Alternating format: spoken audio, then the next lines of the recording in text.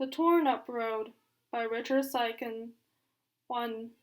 There is no way to make this story interesting. A pause, a road, the taste of gravel in the mouth, the rocks dig into my skin like arrowheads, and then the sense of being smothered underneath a sack of lentils or potatoes, or of a boat at night slamming into the dock again, without navigation, without consideration, heedless of the planks of wood that are the dock, that make up the berth itself. 2. I want to tell you this story without having to confess anything, without having to say that I ran out into the street to prove something, that he didn't love me, that I wanted to be thrown over, possessed. I want to tell you this story without having to be in it. Max in the wrong clothes, Max at the party, drunk again, Max in the kitchen, in refrigerator light, his hands around the neck of a beer. Tell me we're dead, and I'll love you even more. I'm surprised that I say it with feeling. There's a thing in my stomach about this, a simple thing, the last rung. 3. Can you see them there, by the side of the road?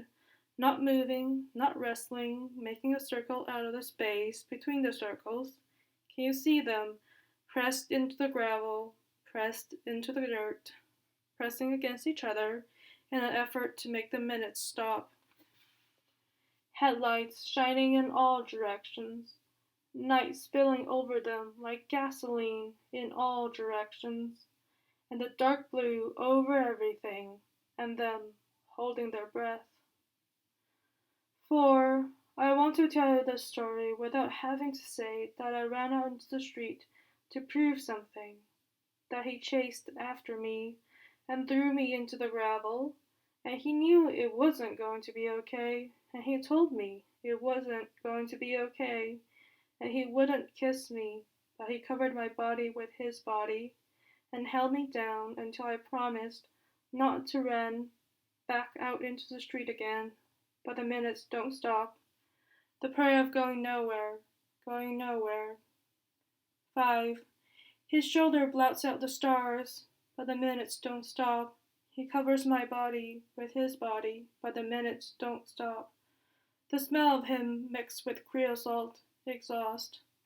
There, on the ground, slipping through the minutes, trying to notch them, like taking the same picture over and over, the spaces in between sealed up, knocked hard enough to make the record skip and change its music, setting the melody on its forward course again, circling and circling the center hole in the flat black disc, and words, little words, words too small for any hope or promise, not really soothing, but soothing nonetheless.